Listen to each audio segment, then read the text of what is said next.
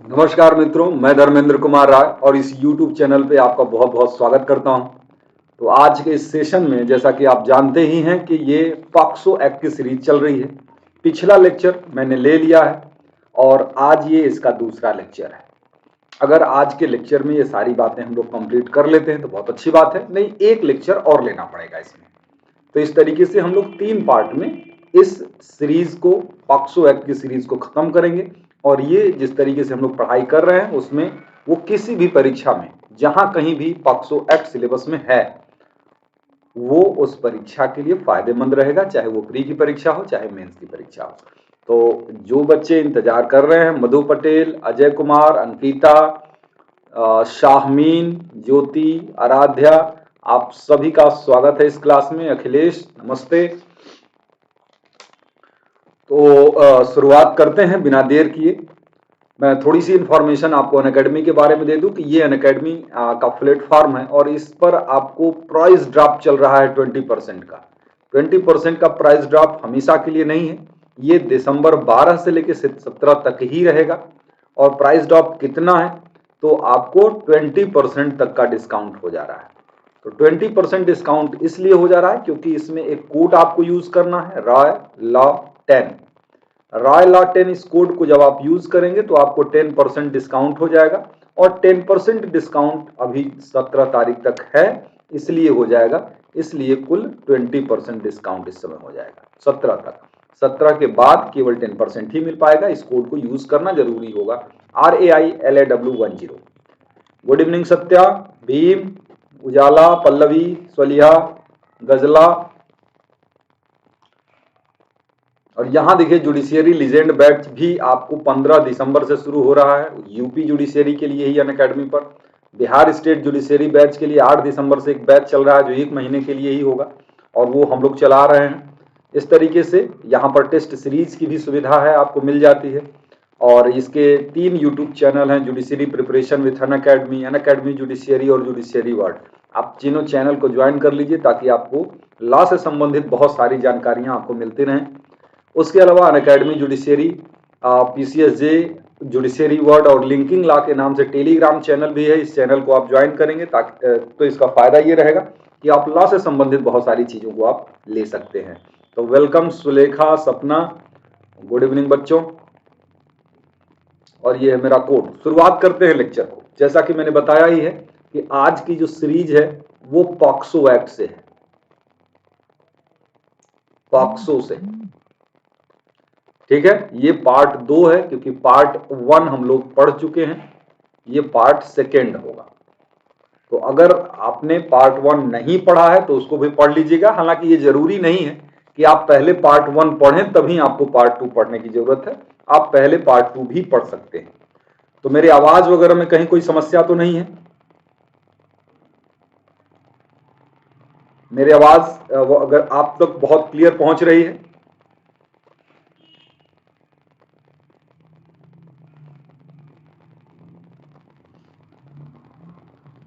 चलिए, बहुत बढ़िया, थैंक यू। देखिए, हम आज जो शुरुआत करेंगे वो चैप्टर नंबर 4 की शुरुआत करेंगे और चैप्टर नंबर 4 जो होगा वो बात करेगा एबेटमेंट और अटेम्प्ट से संबंधित। एबेटमेंट और अटेम्प्ट से संबंधित प्रावधान पर चर्चा होगी।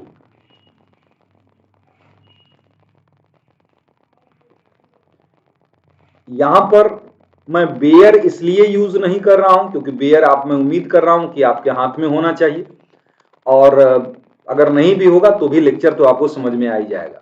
और पूरी बात इसलिए मैं नहीं लिख पाऊंगा क्योंकि उसमें समय बहुत ज्यादा लग जाता है। तो हमने बीच का रास्ता अपनाया है कि अगर आपको नोट्स टाइप समझना है तो भी इससे काम चल जाए और अगर आप प्री के लिए ही कर रहे हैं तब भी आपका काम चल जाए। हालांकि जब मेंस आएगा तो मैं मेंस के हिसाब से नोट्स भी बनवा दूंगा आप लोगों के। कोई दिक्कत नहीं, समझ में आ जाएगा, कोई प्रॉब्लम नहीं होगी।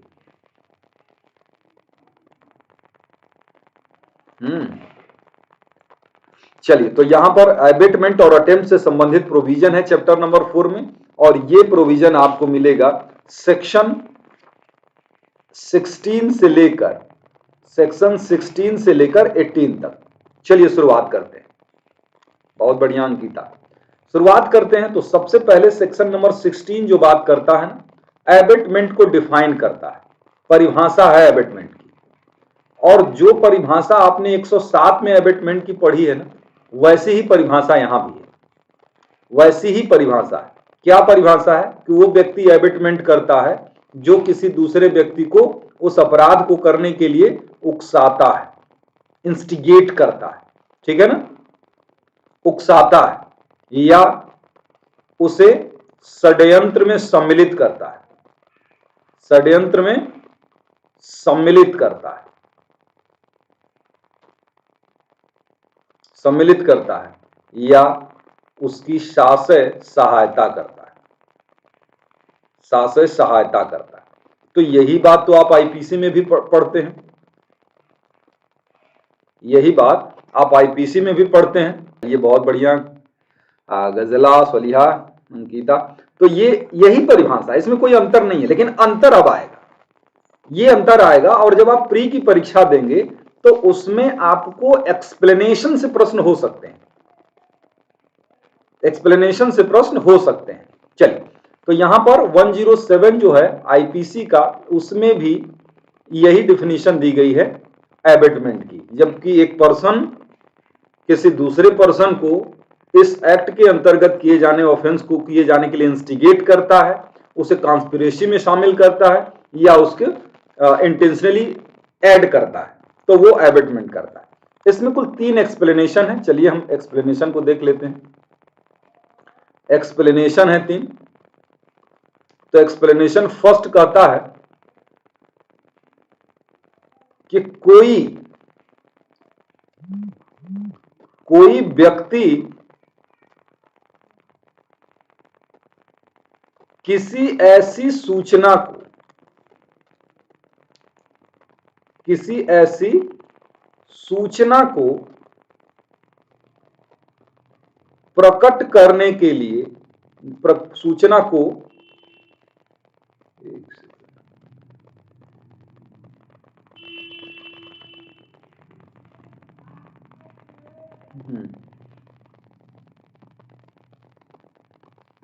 किसी ऐसी सूचना को जिसे प्रकट करने के लिए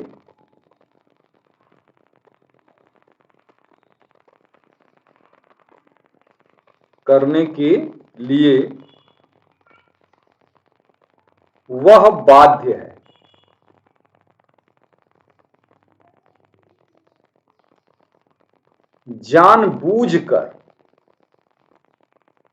जानबूझकर छिपाता है। वह उस अपराध को किए जाने का, उस अपराध को किए जाने का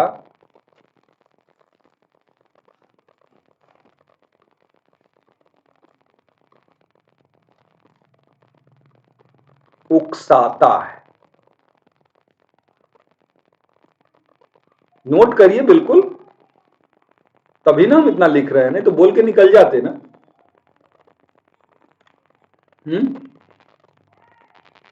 वेलकम संगीता, वेलकम बेटा, ठीक है ना। ये देखिए एक्सप्लेनेशन समझिएगा। पहला एक्सप्लेनेशन क्या करता है, वो आईपीसी से नहीं है, ये क्या कहता है,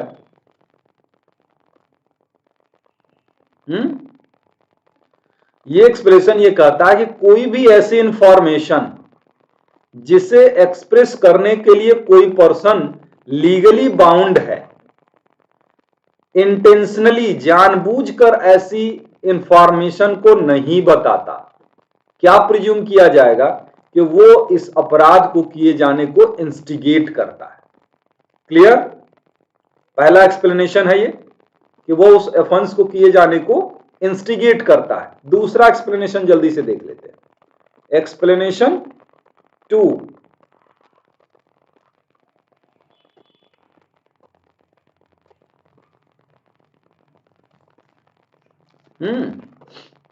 एक्सप्लेनेशन 2 कहता है कि अपराध किए जाने से पूर्व, अपराध किए जाने से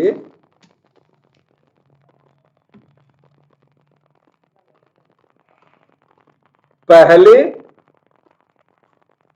या अपराध किए जाते समय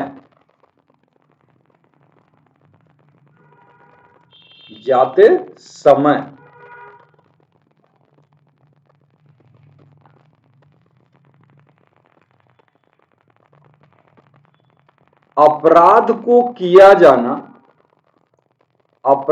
का किया जाना आसान बनाने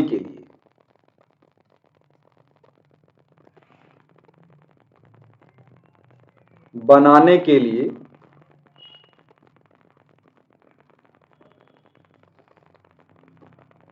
कोई कार्य करता है,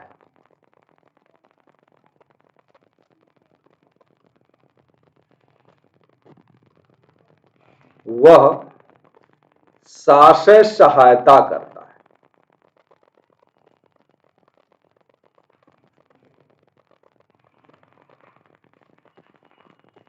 दो बातें हो गई।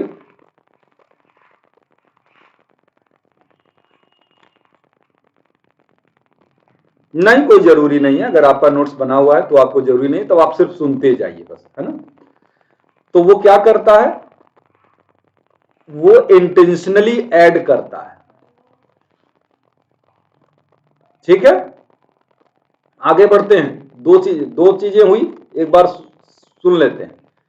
पहला वाला जो था वो इंस्टिगेशन को एक्सप्लेन करता था, दूसरा एक्सप्लेनेशन इंटेंशनली ऐड को एक्सप्लेन करता है। यानी अपराध किए जाने से पहले, ध्यान दीजिएगा, अपराध किए जाने से पहले या अपराध किए जाते समय एबेटमेंट जो होता है, उसके लिए कोई व्यक्ति कभी भी अपराध किए जाने के बाद अगर सहायता करता है तो नहीं दोषी होता है। उस अपराध को किए जाने से पहले या उस अपराध को किए जाने के समय अगर वो ऐसा करता है तभी उसके लिए वो दोषी होता है। तो ये दोनों चीजें हैं कि चाहे अपराध किए जाते समय या उससे पहले उस अपराध को किया जाना आसान बनाने के लिए कोई कार्य करता है तो शासय सहायता करता है। Shri Ram versus state of UP की केस आप लोगों ने पढ़ी होगी ना, जिसमें एक दोस्त को बुलाता है अपने रूम पर और फिर चला जाता है और एक व्यक्ति आके उसका मर्डर कर देता है। क्या किया उसने, उसके कार्य को आसान बनाने के लिए उसने कोई कार्य किया था। नहीं बेटा सोनाली। तीसरा एक्सप्लेनेशन देख लेते हैं। तीसरा एक्सप्लेनेशन देते रहे। इस अधिनियम के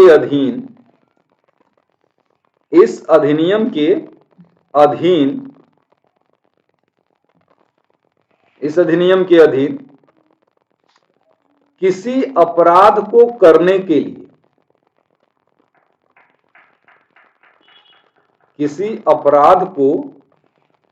करने के लिए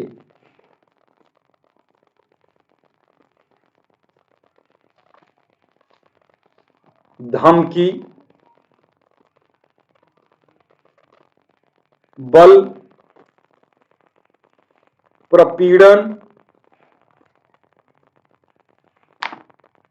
कपट इत्यादि का प्रयोग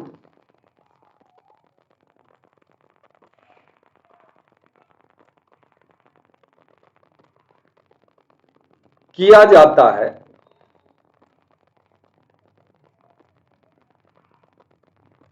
वह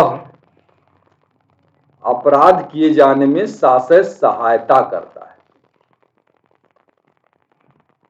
तो ये भी सहायता करने को ही एक्सप्लेन करता है। तीसरा एक्सप्लेनेशन कि जब भी इस अधिनियम के अंतर्गत कोई अपराध है, ऐसे अपराध को किए जाने के लिए किसी व्यक्ति को धमकी, बल, प्रपीड़न द्वारा विवश करता है या किसी व्यक्ति की सहमति फ्रॉड से प्राप्त या किसी अन्य तरीके से प्राप्त करता है, तो वो क्या करता है, उस अपराध को किए जाने में सहायता करता है, ऐसा माना जाता है।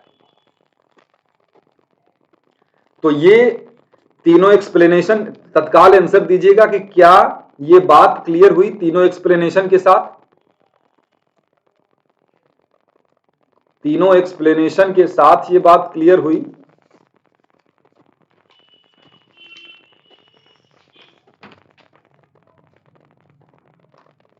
ठीक है, याद भी करते रहिएगा। याद, बात सिर्फ समझने की नहीं है, बात समझ के अगर हमारे दिमाग में रह जाएगी ना तो उससे बहुत फायदा नहीं है, कुछ फायदा है, लेकिन अगर आप इसी क्लास में वो सारी चीजें याद भी कर लेंगे तो वो बहुत फायदेमंद होगा। तो सेक्शन 17, हाँ सेक्शन 17 पनिशमेंट की बात करता है, किसके लिए? एबेटमेंट के लिए। कितना कहता है? उस दंड से दंडित किया जाएगा, उस दंड से दंडित किया जाएगा, दंडित किया जाएगा, उस दंड से दंडित किया जाएगा जो उस अपराध के लिए है, जो उस अपराध के लिए उपबंधित है।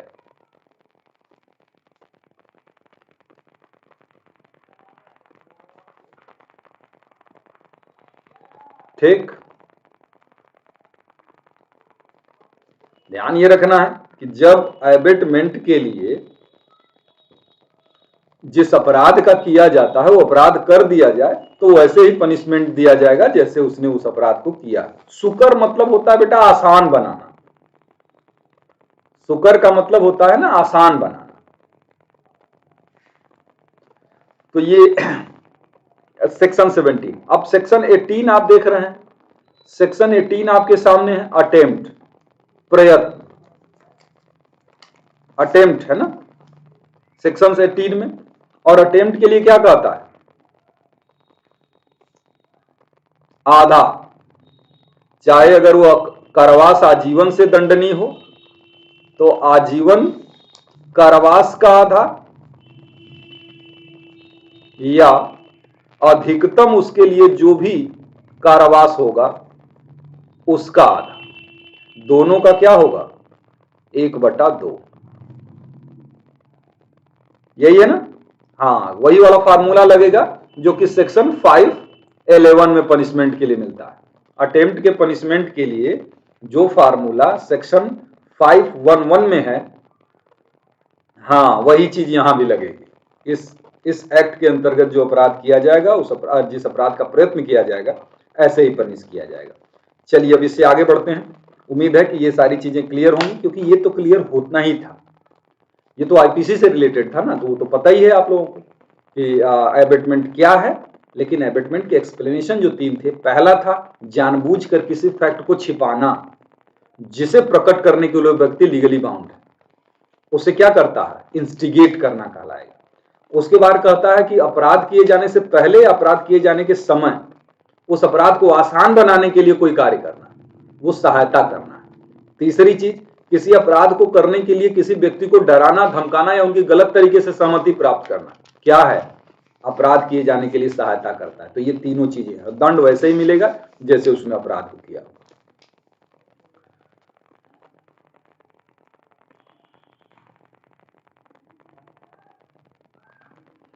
तो ठीक है ना, क्लियर हो रहा है। चलिए अब आगे बढ़ते हैं बच्चों, नीलू थैंक यू। हाँ, अब हम आगे बढ़ते हैं और इस आगे बढ़ने में एक बहुत इंपॉर्टेंट टॉपिक है आपके लिए, अपराधों की रिपोर्ट, अपराधों की रिपोर्ट करना।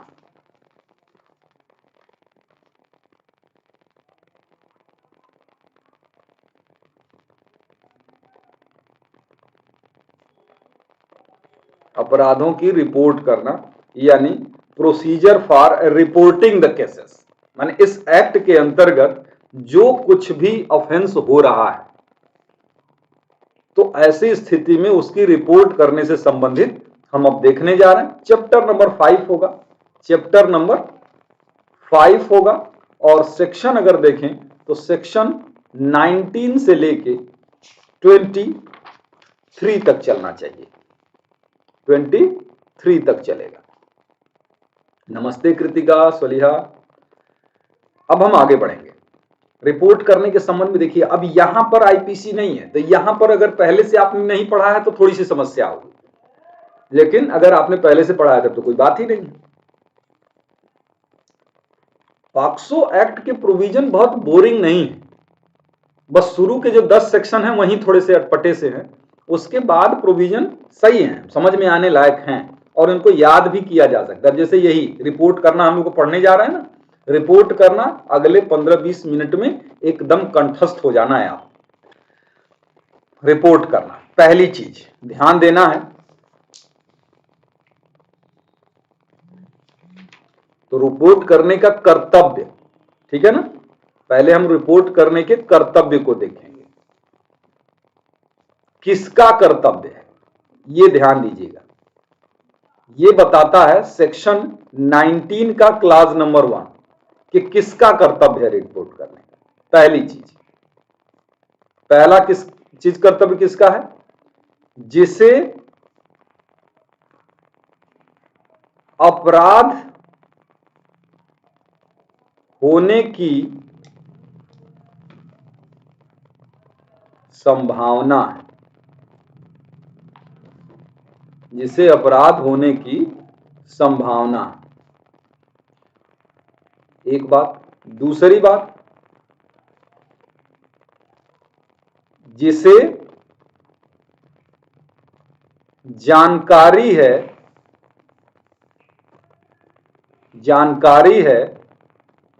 कि अपराध किया गया है।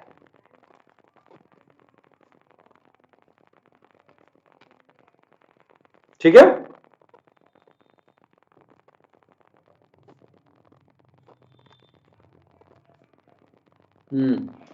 तो क्या है, देखिए ध्यान दीजिएगा कि किसकी ड्यूटी है। ये दो आदमियों की ड्यूटी है। एक तो वो जो अपराध नहीं हुआ है लेकिन उसे पता है कि अपराध होने की संभावना है, कोई ऐसी लॉजिकल इंफॉर्मेशन उसके पास है जिससे लगता है कि वो अपराध हो जाएगा, या फिर कोई अपराध हुआ है और इस बात की जानकारी किसी व्यक्ति को है, हो गया है अपराध, लेकिन उस बात की जानकारी किसी व्यक्ति को है कि ऐसा अपराध हो रहा है या हो गया है, तो उसका कर्तव्य है। ठीक है ना, ये कर्तव्य इंफॉर्मेशन देने का, रिपोर्ट करने का किसका है? तो इन लोगों का है। इसी प्रकार का कुछ आप लोग पढ़े होंगे सीआरपीसी के सेक्शन 39 में भी कुछ अपराधों के संबंध में अगर किसी व्यक्ति को जानकारी है तो उसकी ड्यूटी बनती है कि उस जानकारी को प्रॉपर अथॉरिटी को दिया जाए, और अगर नहीं दिया जाता तो आईपीसी के अंतर्गत अपराध बनता है। तो ये इस एक्ट की बात करता है कि इस एक्ट के अंतर्गत किसी ऑफेंस के संबंध में अगर किसी व्यक्ति को जानकारी है तो वो जानकारी को बताएगा, क्योंकि उसकी ये ड्यूटी है। ये बात हमने समझ ली। अब दूसरी बात, अब आगे बढ़ते हैं। तो रिपोर्ट करेगा, यहां पे रिपोर्ट करने की बात हम लोग पढ़ रहे हैं ना, रिपोर्ट करेगा, ये उसका कर्तव्य है। किसको करेगा ये भी बात ध्यान देना है। किसको रिपोर्ट किसको की जाएगी? वहां देखेंगे आप तो लिखा होगा कि विशेष किशोर यूनिट, विशेष किशोर यूनिट, या फिर दूसरा क्या कहता है, स्थानीय पुलिस।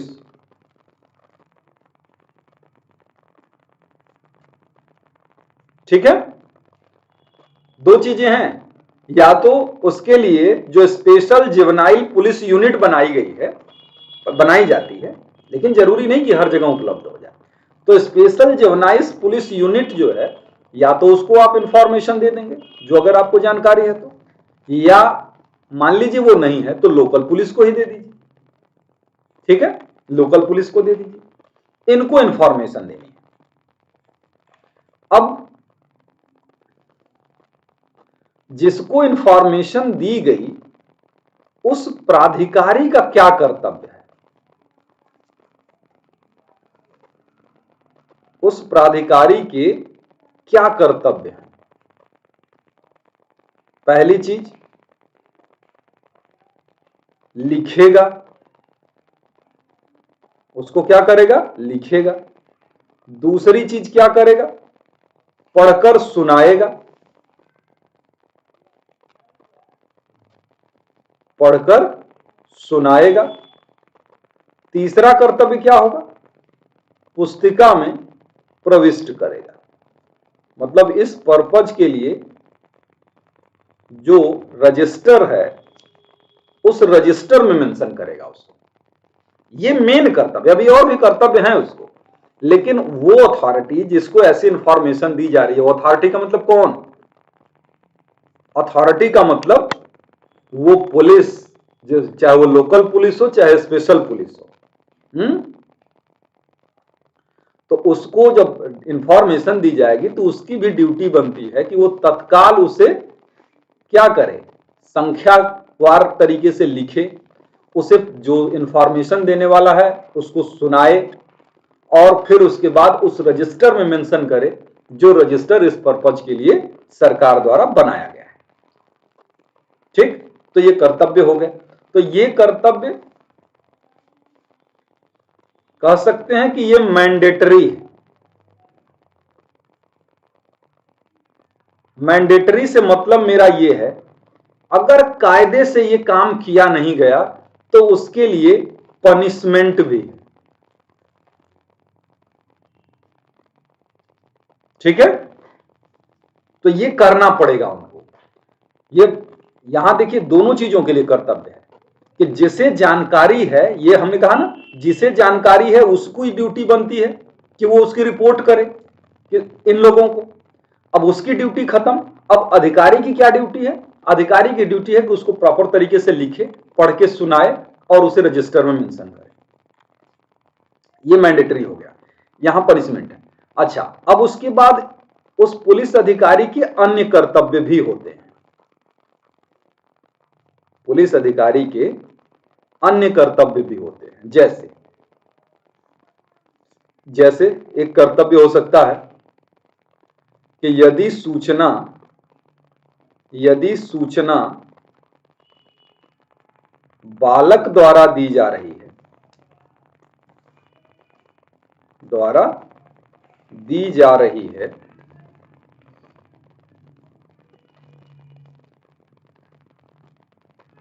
तो उसे सरल भाषा में लिखा जाएगा। उसे सरल भाषा में लिखा जाएगा। देखिए, ये जो टॉपिक हम लोग पढ़ रहे हैं कि मामले की रिपोर्ट करने से संबंधित बात, अब इसमें हम लोगों को क्या क्या चीजें पढ़नी है, क्या क्या चीजें ध्यान देनी है, ये समझ लीजिए। पहले इसमें हम लोगों को ध्यान ये देना है कि जैसे किसकी ड्यूटी है इंफॉर्मेशन देने की, किसको इंफॉर्मेशन दी जाएगी, ये सब पॉइंट पॉइंट करके ही रटने से फायदा ये होता है कि जब आप प्री की परीक्षा देते हैं और उस प्री की परीक्षा में माइनस मार्किंग भी है, तो आप कॉन्फिडेंस के साथ ऑप्शन तभी चुन पाते हैं जब आपने हर बात पर स्पेशली अपना दिमाग फोकस किया।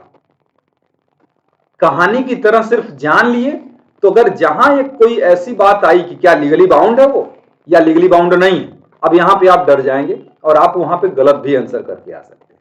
इसलिए हमारा यही काम होता है कि जहां जरूरी चीज है उसको हाईलाइट कर देना, मतलब उस वर्ड को हम यहां पे लिख दे रहे हैं, सारी बात तो लिख नहीं रहे, उस वर्ड को जो आपके लिए जरूरी है उसको हमने इस बोर्ड पर लिख दिया है।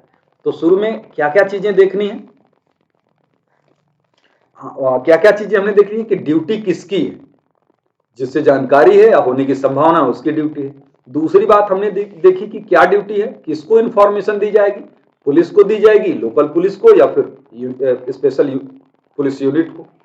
अब उसकी क्या ड्यूटी होगी उस अथॉरिटी की, उसे लिखेगा, पढ़ के सुनाएगा, उसे उस रजिस्टर में मेंशन करेगा। अदर ड्यूटी क्या है वो भी हम बता रहे हैं। अगर मान लीजिए उसने ऐसी ड्यूटी नहीं की, तो किसने, जिसकी ड्यूटी थी इंफॉर्मेशन देना, उसने उस इंफॉर्मेशन को दिया नहीं, चुप लगा गया, तो उसकी क्या लायबिलिटी होगी। और जिसकी ड्यूटी लिखने की थी, उसने इंफॉर्मेशन मिलने के बावजूद भी उसे उस तरीके से नहीं लिखा, तो उसका क्या लायबिलिटी होगी। हम सब चीजों पर चर्चा करेंगे इसमें, ठीक है।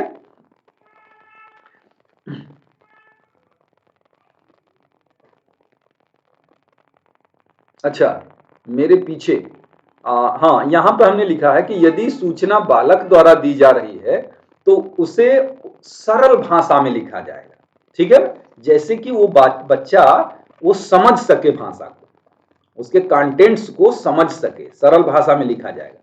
अगर बच्चा, सूचना तो कोई भी दे सकता है ना, बालक भी दे सकता है, और बालक मैंने कल ही बताया था, बालक का मतलब इस एक्ट के पर्पज के लिए 18 साल से नीचे का बच्चा। हाँ, आगे बढ़ जाए। तो एक ड्यूटी तो यहां पे हमने लिख दी, यदि सूचना बालक द्वारा दी जा रही। दूसरी बात, यदि बालक द्वारा समझ में न आने वाली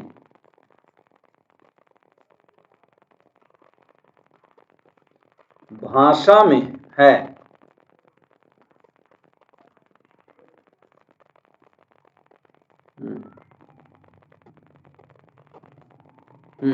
लिखा जा रहा है,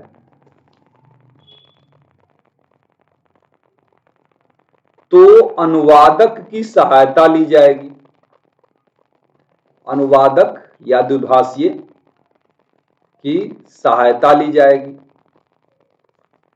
बताइए कि सीआरपीसी में अनुवादक की जो ट्रांसलेटर होता है उसकी हेल्प लेने से संबंधित प्रोविजन कहां है?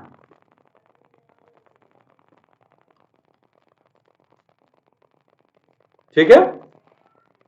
हाँ, ट्रांसलेटर की हेल्प, अनुवादक ट्रांसलेटर ही होता है ना, तो ट्रांसलेटर की हेल्प ली जाएगी। उसके अलावा अगर, तीसरी बात, अगर उसको लगता है कि संरक्षण की आवश्यकता है, उस बच्चे की संरक्षण की आवश्यकता है, तो उसे कहां भेज दिया जाएगा? चाहे उसे भेज दिया जाएगा तत्काल संरक्षण गृह में भेज दिया जाएगा, या फिर उसे निकटतम अस्पताल में भेज दिया जाएगा। ठीक है।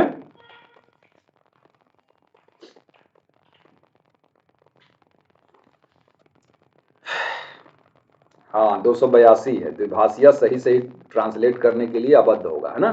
तो यहां पे देखिए, संरक्षण की आवश्यकता अगर उसे महसूस में आ रही है, किसे? उस पुलिस अधिकारी को जिसने उस रिपोर्ट को लिखा है, विशेष पुलिस यूनिट को, तो अगर उसे संरक्षण की आवश्यकता है तो तत्काल उसे संरक्षण घर में भेज देगा, या फिर उसे निकटतम हॉस्पिटल में भेज देगा। और एक ड्यूटी यहां पर और भी है जो ये कहता है कि उसे 24 घंटे के भीतर, 24 घंटे के भीतर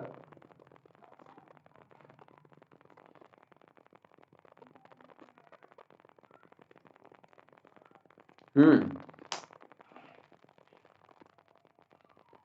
24 घंटे के भीतर किसको? बालक कल्याण समिति, बालक कल्याण समिति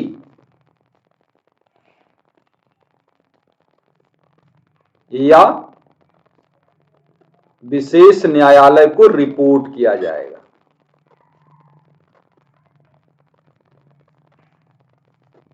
ठीक है।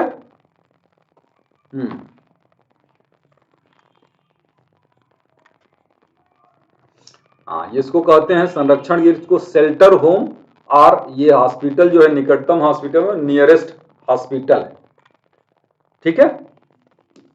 हाँ, क्या है कि उसकी एक ड्यूटी और भी है कि उसे जब भी उसकी इंफॉर्मेशन मिलती है उस अपराध की, तो वो क्या करेगा, तो बच्चे को 24 घंटे के भीतर उसे बालक कल्याण समिति,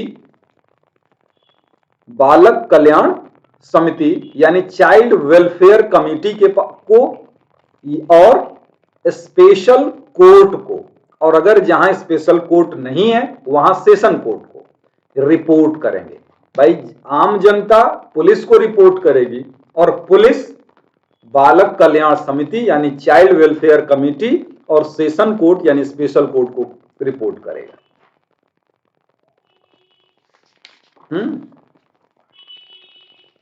हाँ, दोनों में, इसमें और इसमें, जो संरक्षण गृह में भेजना है या अस्पताल में भेजना है, ये काम भी 24 घंटे के भीतर होगा, और यहां जो रिपोर्ट की जाएगी वो भी 24 घंटे के भीतर ही की जाएगी।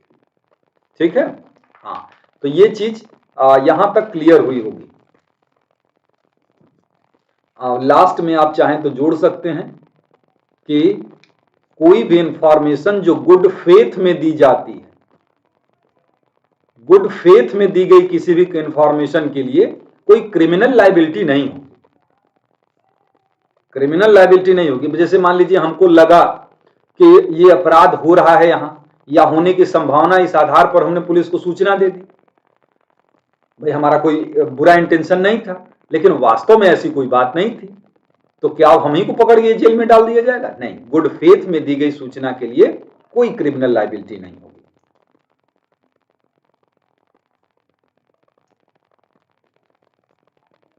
नहीं,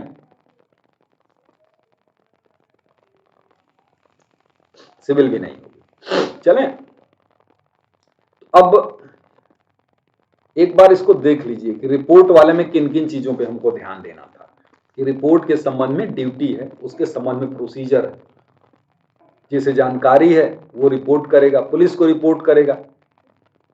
उस पुलिस का क्या कर्तव्य होगा कि ये सारे कर्तव्य 3 होंगे, और अन्य कर्तव्य है ये है कि सूचना बालक द्वारा दी जा रही है तो उसे सरल भाषा में लिखेगा।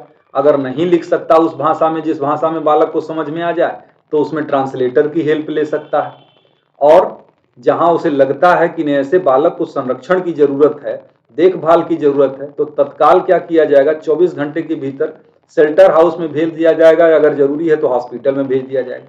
और इस सारी बातों की जो इंफॉर्मेशन है, जो रिपोर्ट है, उसे चाइल्ड वेलफेयर कमेटी के पास या स्पेशल कोर्ट के पास भेज दिया जाएगा। और लास्ट में हमने ये बात कही थी कि गुड फेथ में अगर कोई इंफॉर्मेशन दी जाती है तो ऐसे पर्सन का सिविल और क्रिमिनल कोई लायबिलिटी नहीं होगा।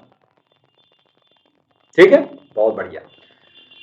तो ये भी हमने सेक्शन कर लिया।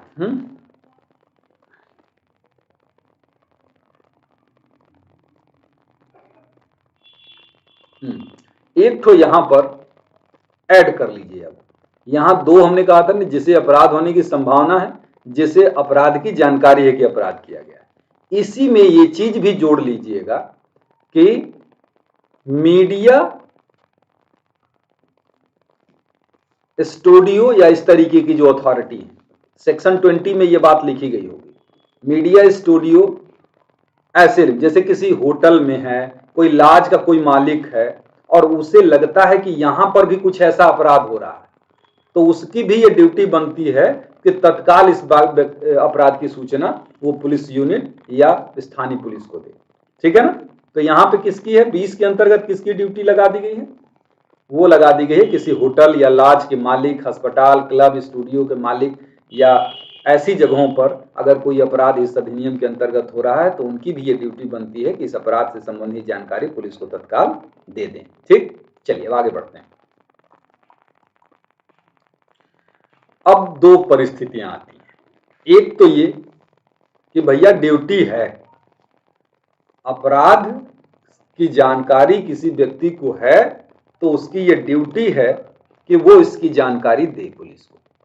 नहीं देंगे तब नहीं देंगे, मतलब उसने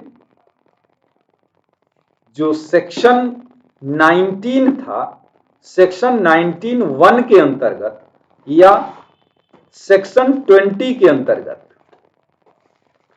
सेक्शन 19(1) या 20 के अंतर्गत रिपोर्ट करने में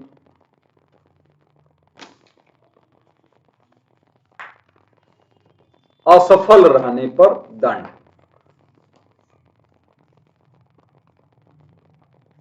असफल रहता है तो क्या होगा?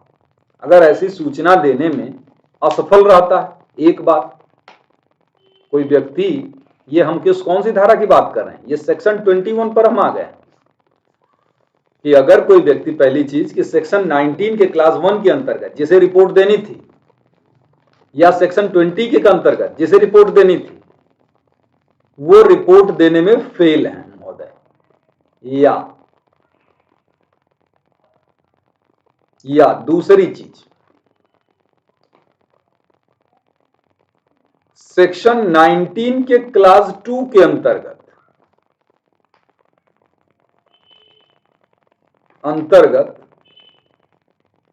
रिपोर्ट लिखने में असफल रहता है,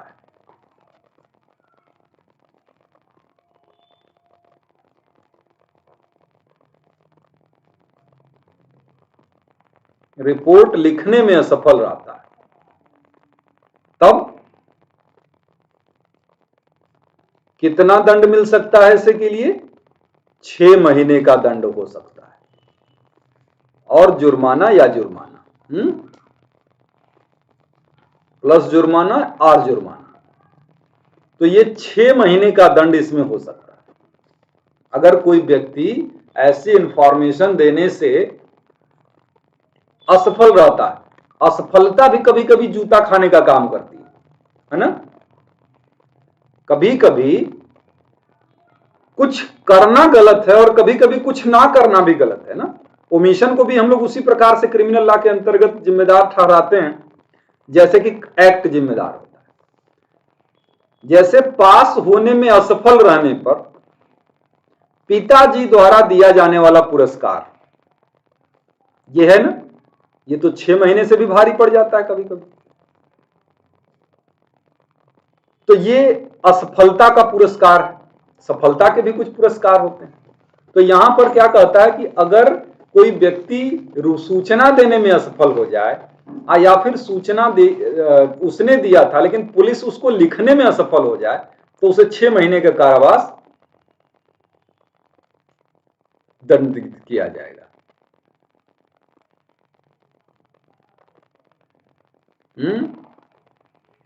बहुत मासूम है बच्चे। देखिए, वो होता, कहते हैं ना कि आदमी की खुशी किसी से बर्दाश्त होती नहीं। कहते हैं ना कि आलसी लोगों से भी लोग चिढ़ते हैं, जबकि बेचारे कुछ नहीं करते। अरे अपना नुकसान कर रहे, किसी को क्या दिक्कत है। लेकिन आप देखिए, आपको भी लगता होगा कि आपके आसपास जो आलसी आदमी होगा, बेवजह आप उस पर गुस्सा करते हैं, बल्कि बेचारा वो अपना नुकसान कर रहा होगा, आपका नुकसान थोड़ी कर रहा है। चिढ़ने की आदत है, स्वभाव है आदमी का। तो यही है कि देखिए, अब वो उसने सूचना नहीं दी, इसके लिए आपने दंडित कर दिया उसको। तो ये आप समझ लीजिए, ये वाली ध्यान रखिएगा ना कि असफलता की स्थिति में 6 महीने की जेल है सामान्यतः। दूसरी चीज, यानी ये दोनों चीज को हम एक में मिला देते हैं। अगली चीज जो है वो ये है कि अगर मान लीजिए किसी कंपनी या किसी संस्था, किसी कंपनी या किसी संस्था का भार साधक होते हुए, ठीक है, मतलब है ना, कंपनी या संस्था का भार साधक, ये भार साधक का मतलब होता है हेड कह सकते हैं।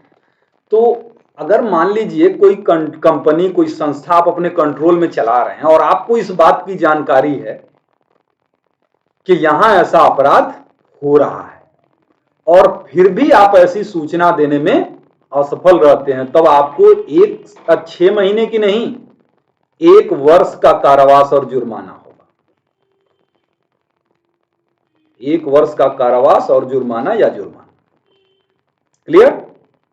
हाँ, बढ़ जाएगा, क्योंकि कहीं ना कहीं बच्चों से ज्यादा गार्जियन को दंड भी दिया जाता है। तो जब आप कंपनी के या किसी संस्था के हेड हैं, तो आपकी ड्यूटी बनती है, एक्स्ट्रा ड्यूटी बनती है कि आप ये देखें कि वहां ऐसा कोई अपराध न होने पाए। और अगर आपको जानकारी थी और फिर भी आपने इसको रोकने और इसकी इंफॉर्मेशन देने में ओमिशन किया है, तो वहां पर आपको 1 साल का दंड दिया जाएगा। तो यहां पर हमने क्या देख लिया? 2 बातें। असफल रहने पर सामान्यतः 6 महीना होता है, लेकिन अगर कोई जिम्मेदार व्यक्ति करेगा तो 1 साल तक का होगा। और एक जो है प्रिविलेज्ड पर्सन, यानी बालक, अगर बालक ऐसा असफल रहेगा तो किसी दंड का भागी नहीं होगा।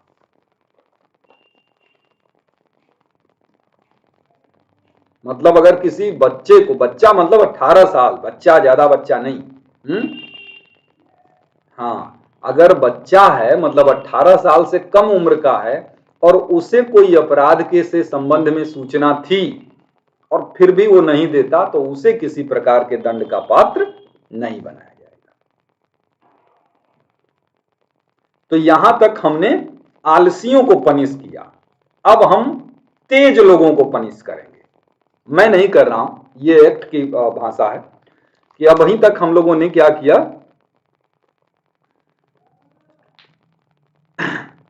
अरे मन के सच्चे तो होते हैं बेटा, लेकिन शैतान भी बहुत होते हैं बच्चे। मन के तो सच्चे हैं लेकिन शैतानी भी बहुत करते हैं। तो ये अभी तक हमने ये किया कि नहीं करोगे जो करना है तो पनिशमेंट क्या है। अब इसके आगे सेक्शन 22 जो बात करेगा वो बात करेगा कि मिथ्या सूचना, ज्यादा तेज बनने पर भी मिथ्या सूचना यानी फॉल्स इंफॉर्मेशन दिया जाएगा या परिवाद या कंप्लेंट किया जाता है तो क्या होगा। ठीक है, समझ रहे हैं ना कि पनिशमेंट फॉर फॉल्स कंप्लेंट और फॉल्स इंफॉर्मेशन।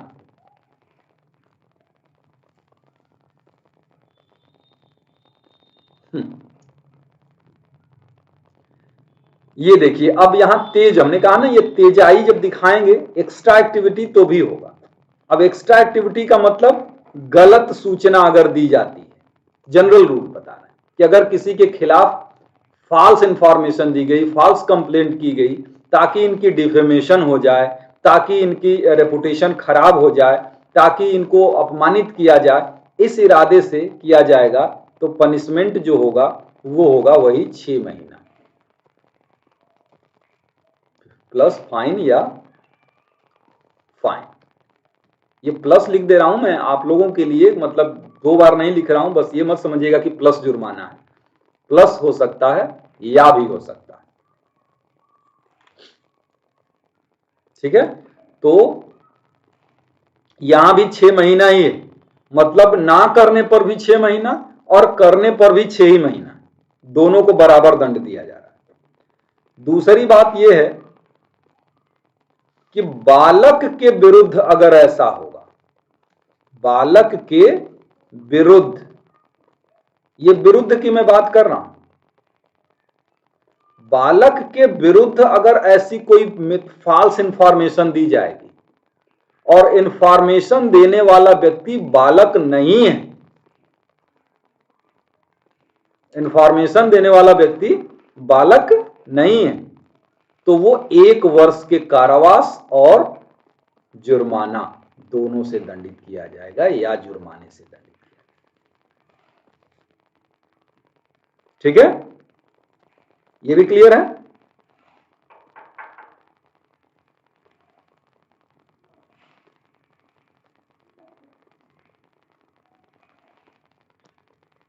तो ये बालक, देखिए ऐसे कोई सी व्यक्ति, देखिए इंफॉर्मेशन देने वाला अगर बालक है तब तो कोई बात ही नहीं है, लेकिन अगर बालक के अगेंस्ट कोई बड़ा व्यक्ति इंफॉर्मेशन देता है फॉल्स ताकि इस बच्चे को अपमानित और परेशान किया जा सके, तो वहां पे सजा 1 वर्ष की हो जाएगी। और इसी में तीसरा में आप देख सकते हैं, उसमें लिखा होगा कि बालक अगर कोई गलत सूचना देता है, बालक द्वारा अगर कोई गलत सूचना दी जाती है तो उसे किसी दंड का पात्र नहीं समझा जाएगा। ठीक है, तो वो देखिए अब इस पूरी कहानी को समझ लेते हैं, पूरा क्या था। हाँ, अब बेटा यहीं से छोड़ देंगे। ये मीडिया वाला ओरली 1 मिनट में बता के छोड़ देंगे, यहां तक मीडिया वाला बता के छोड़ देंगे ये। हाँ देखिए, एक बार इस चीज को देखते हैं, जो टॉपिक हम लोगों ने देखा है, हमने ये देखा कि भाई कर्तव्य है सूचना देने का, किसका कर्तव्य है, किसको दिया जाएगा, ये आपने देख लिया था। और अब अगर ऐसे कर्तव्य का पालन नहीं किया जाएगा तो कहता है 6 महीने का दंड होगा, लेकिन अगर कोई कंपनी या संस्था का मालिक ऐसा नहीं करेगा तो 1 वर्ष का दंड होगा, धारा 21 के अंतर्गत। और ये कहता है कि बालक अगर ऐसा नहीं करेगा, मतलब इंफॉर्मेशन नहीं देगा, तो उसे दंड का पात्र नहीं बनाया जाएगा। 22 कहता है गलत इंफॉर्मेशन देने वाले के लिए, गलत इंफॉर्मेशन दिया जाएगा ताकि दूसरे को अपमानित किया जाए, मानहानि किया जाए, तो 6 महीने का जेल है और जुर्माना हो सकता है।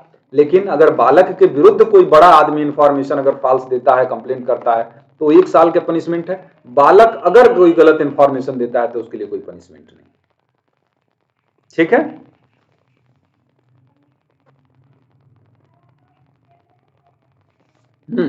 हाँ वो करा रहा है बेटा। अब उसके बाद आता है सेक्शन नंबर 26। सेक्शन 26, इसका पहला क्लाज जो होगा, अरे 26 का रहा है, 23, इसका पहला क्लाज जो होगा यही थोड़ा सा कठिन है, बाकी सब तो आराम से है प्रोसीजरल। हाँ, सेक्शन 23 है भाई। तो पहला क्लाज क्या कहता है, कोई भी मीडिया स्टूडियो जो हैं, आज लोग तो देख ही रहे हैं, बरसाती मेढकों से भी ज्यादा ये मीडिया स्टूडियो वालों को हर जगह उगे रहते हैं कि कहीं भी कुछ हुआ तुरंत ये लेके माइक पहुंच जाएंगे, मुंह में ठूस देंगे कि बकिए। क्या बके आदमी, किसी के घर में कोई मरा हुआ है, मुंह में ठूस दोगे कैसा लग रहा है, आपको क्या बताएगा कैसा लग रहा है। तो ये उत्पात जो मचाए हुए हैं उनकी ड्यूटी के बारे में कहता है, उनकी ड्यूटी के बारे में कहता है। ये सब तो ऐसे है ना कि अगर कोई व्यक्ति पानी में गिर रहा हो तो ये सब बचाएंगे नहीं, ये बचाएंगे नहीं, ले जाके माइक लगा देंगे उसके मुंह पे। बाकी आप डूब रहे हैं, जब आपको मरने का भय है तो आपको कैसा महसूस हो रहा है बताइए। अब आप उस समय डूब रहे हैं तो कैसा महसूस हो रहा है, उसका एकदम जीवंत उदाहरण उनको दीजिए। तो मीडिया स्टूडियो के कर्तव्यों के बारे में बात कर रहे हैं, है ना।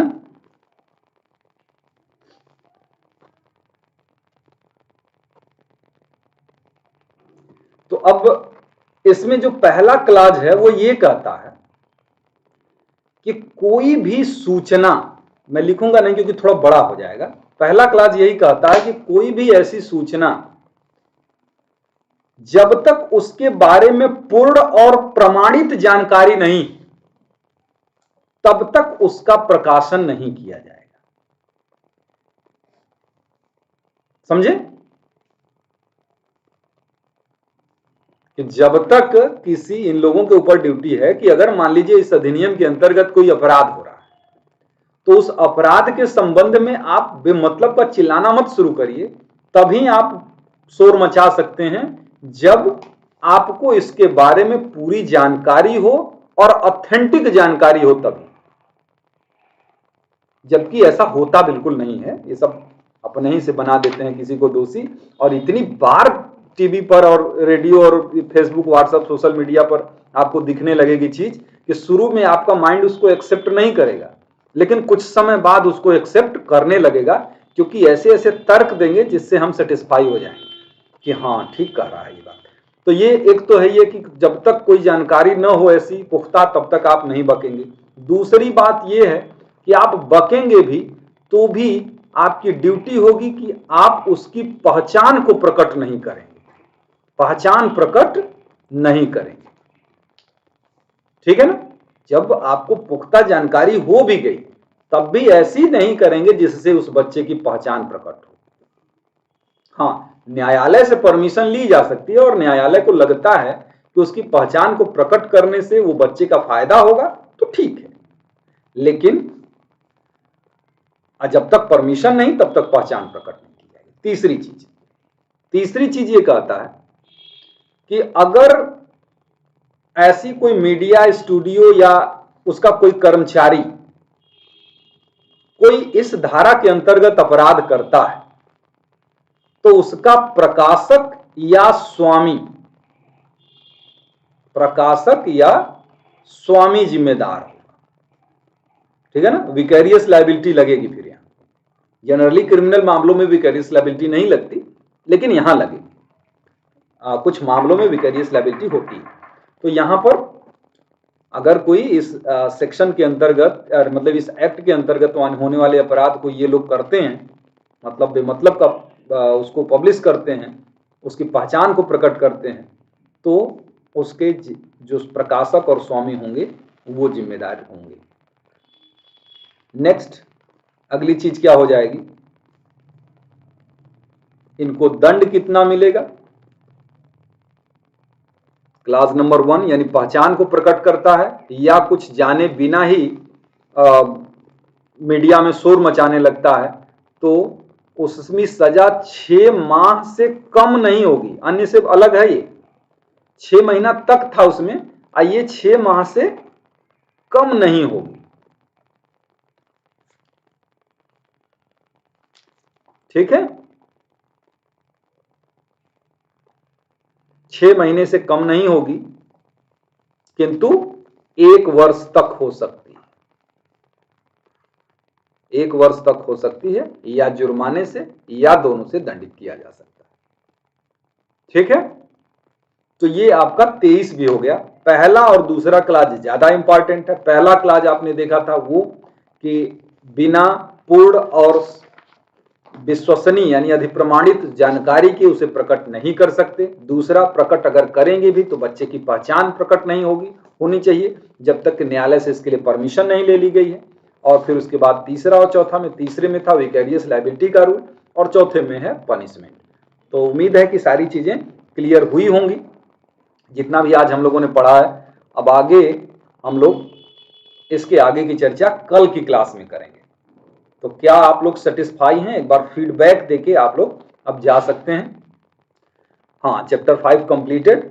कहिए तो मैं इसको ज्यादा स्पीड से भी खत्म कर सकता हूं, और नहीं अगर ठीक है स्पीड तो मैं इस स्पीड से भी इसको खत्म कर सकता हूं।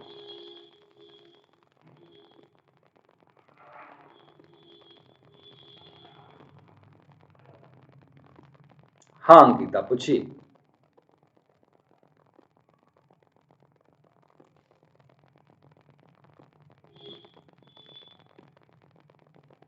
हाँ, मतलब हो सकता है कुछ बच्चों को स्लो लग रहा हो, लेकिन अब जैसे जिस प्रोविजन पर जितना रुकेंगे वो प्रोविजन आपकी दिमाग में भी उतना रुकेगा, उसी के रेशियो में।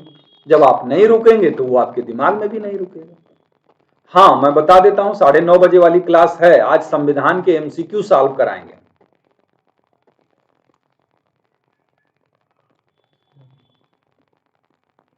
नहीं नहीं, कल एक क्लास और लेनी पड़ेगी अंकिता। हाँ, 2 क्लास लेनी पड़ेगी। थैंक यू बच्चों, thank you thank you thank you. तब ठीक है फिर। थैंक यू बच्चों, भीम।